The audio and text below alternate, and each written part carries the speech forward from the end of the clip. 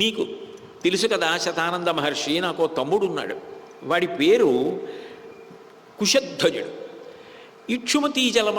ఇక్షుమతీ నదీ జలములను త్రాగుతూ ఉంటాడు. అంటే అదొక గౌరవం. ఇప్పుడు నేను కాశీపట్టణం వెళ్ళాలనుకున్నాను అనుకోండి, అసలు శాస్త్రీయంగా అయితే ఏమిటంటే, నేను కాశీ వెళ్ళాలి అనుకుంటే ముందు గోదావరి స్నానం చేస్తాను. ముందు పక్కన ఉన్నటువంటి రాజమహేంద్రవరం వెళ్ళి గోదావరి స్నానం చేసి, అమ్మ నీ నీళ్లు తాగుతున్నాను, నీరు కదా ప్రాణం, సంజీవనం సమస్తస్య జగత సలిలాత్మిక భవ ఇత్యుచ్యతే మూర్తిర్భవస్య పరమాత్మనః. అన్నం మనసవుతుంది, అగ్ని వాక్ అవుతుంది, నీరు ప్రాణమవుతుంది. అందుకే అన్నాన్ని బట్టి మనసవుతుంది. నువ్వు ఏ మనస్సుతో ఎట్లాంటి అన్నం తిన్నావో అందుకే నీ మనసులో లోభబుద్ధి కలిగి ఇంద్రుణ్ణి ఆదరించావు. అందుకు నీకు పైన అన్నం తినకు, నిరాహార అని ఉద్ధరించుకున్నాడు గౌతముడు.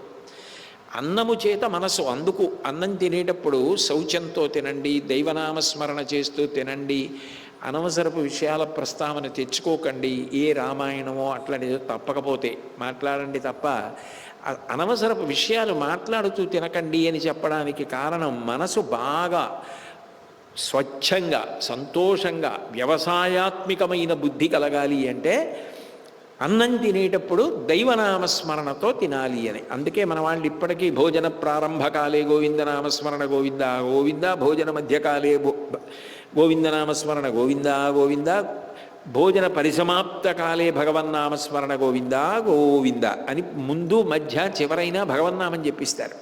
కాబట్టి ఆ కుశధ్వజుడున్నాడే నా తమ్ముడు, వాడు నేనంటే ప్రాణం. నేను ఈ మధ్య యజ్ఞం చేసినప్పుడు మీరు చూశారు కదా శతానంద మహర్షి, నేను పీటల మీద ఉంటే యజమానిగా యజ్ఞానికి కావలసిన సమస్త సంభారములు తమ్ముడు వాడే సమకూర్చాడు.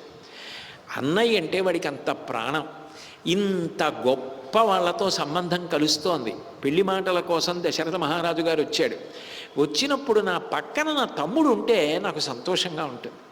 ఇంత గొప్ప శుభకార్యం పెళ్లి మాటలు మాట్లాడేటప్పుడు పక్కన తమ్ముడు లేకపోతే ఏమిటో నాకు వెలితిగా ఉంటుంది. అందుకని వెంటనే దూతల్ని పంపించి తమ్ముడిని పిలిపించండి అన్నాడు.